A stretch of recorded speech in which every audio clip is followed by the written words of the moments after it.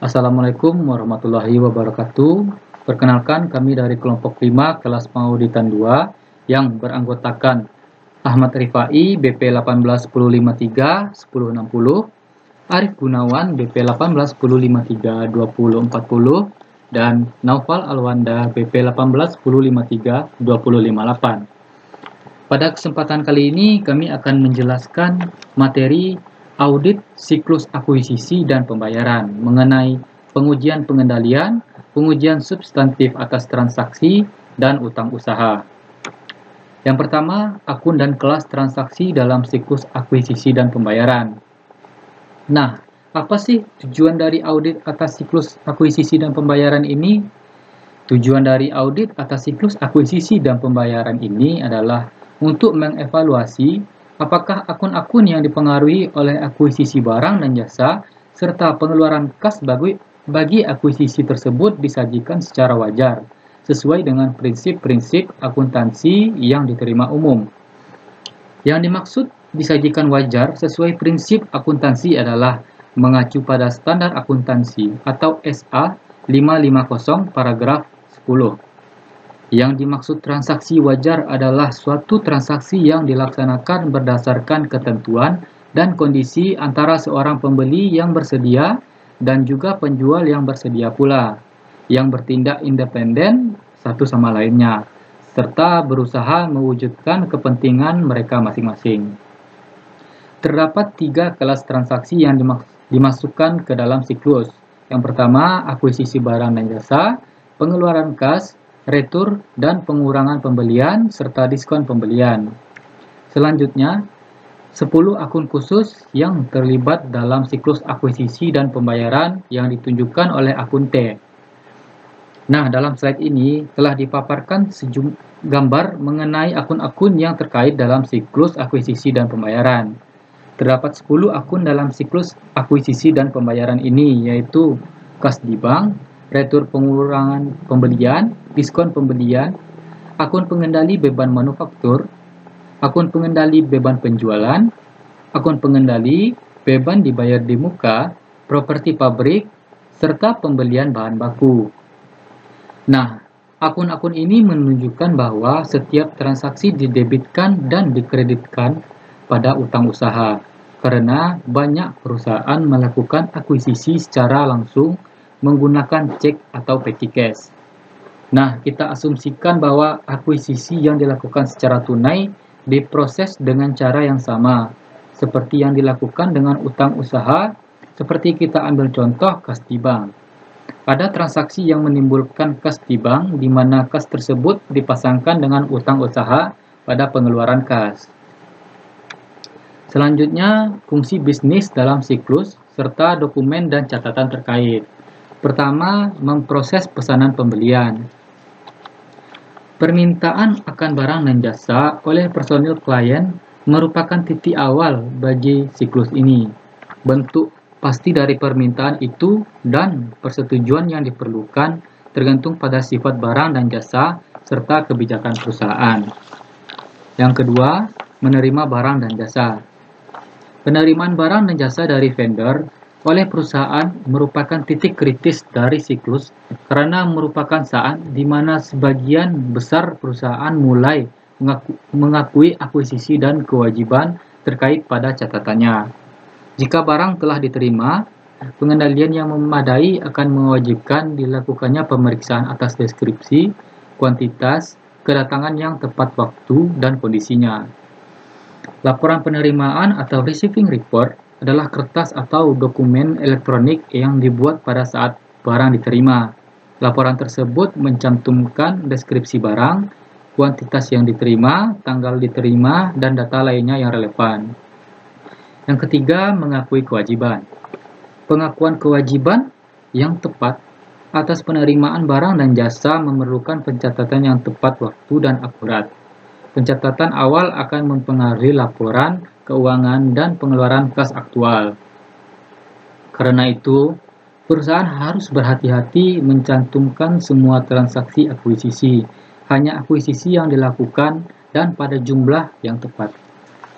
Yang keempat, memproses dan mencatat pengeluaran kas. Pembayaran atas pembelian barang dan jasa merupakan aktivitas yang signifikan bagi semua entitas. Aktivitas tersebut secara langsung akan mengurangi saldo akun kewajiban, terutama utang usaha. Selanjutnya, memproses pesanan pembelian. Permintaan akan barang dan jasa oleh personil klien merupakan titik awal bagi siklus ini. Dokumen yang umum digunakan meliputi pertama, permintaan pembelian atau purchase requisition. Nah, purchase requisition ini digunakan untuk meminta barang dan jasa oleh karyawan yang berwenang. Purchase requisition ini sendiri merupakan dokumen permintaan barang atau jasa dari individual atau departemen yang berwenang dalam perusahaan. Manfaat dari purchase requisition ini sendiri yaitu pertama, untuk menghindari pesanan ganda, berguna untuk audit keuangan, membantu mengatur pesanan, serta mencegah miskomunikasi. Selanjutnya, pesanan pembelian atau purchase order. Purchase order digunakan untuk memesan barang dan jasa dari vendor. Dokumen ini mencantumkan deskripsi, kualitas, dan kuantitas atau informasi lain atas barang atau jasa yang hendak dibeli. Fungsinya yaitu untuk memberi rasa aman dari tindakan penipuan tambahan, serta mengamankan ketersediaan bahan dengan harga yang diinginkan. Baik, perkenalkan saya Ahmad Rifai, akan melanjutkan penjelasan dari Naufal. Kita masuk ke bagian menerima barang dan jasa. Penerimaan barang dan jasa dari vendor oleh perusahaan merupakan saat di mana sebagian besar perusahaan mulai mengakui akuisisi dan kewajiban terkait pada catatannya. Ketika barang telah diterima, pengendalian yang memadai akan mewajibkan dilakukannya pemeriksaan atas deskripsi, kuantitas, kedatangan yang tepat waktu, dan kondisi. Dokumen yang terkait fungsi bisnis ini yaitu laporan penerimaan. Selanjutnya, kita masuk ke bagian mengakui kewajiban. Pengakuan kewajiban yang tepat atas penerimaan barang dan jasa memerlukan pencatatan tepat waktu dan akurat.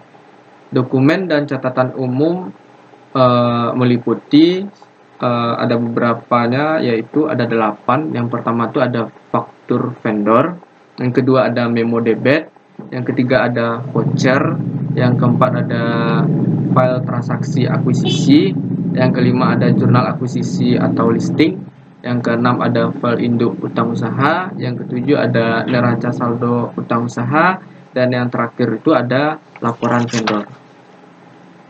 Selanjutnya, kita masuk ke bagian memproses dan mencatat pengeluaran kas. Pembayaran atas pembelian barang dan jasa merupakan aktivitas yang signifikan bagi semua entitas. Aktivitas tersebut secara langsung akan mengurangi saldo akun kewajiban, terutama itu utang usaha. Dokumen yang terkait dengan proses pengeluaran kas yang diperiksa oleh auditor termasuk yang pertama itu ada cek. Cek ini merupakan dokumen yang digunakan untuk membayar akuisisi ketika pembayaran sudah jatuh tempo. Yang kedua itu ada file transaksi pengeluaran kas.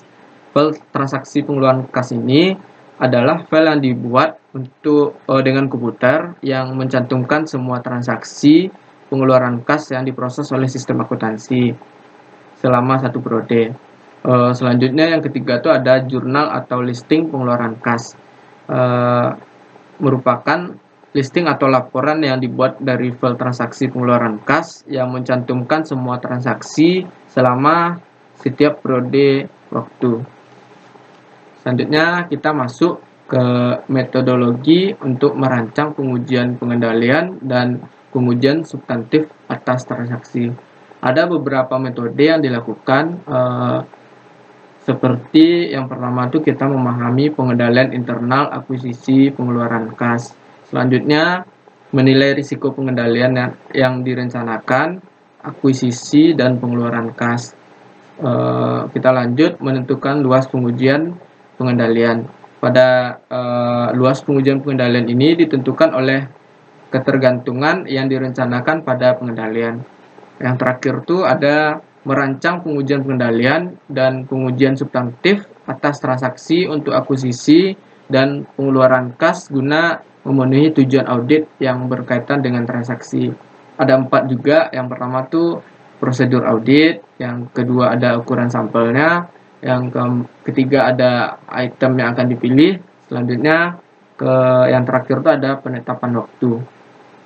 Baiklah, selanjutnya saya Arif Gunawan akan menjelaskan pengujian pengendalian dan pengujian substansif atas transaksi untuk siklus akuisisi dan pembayaran.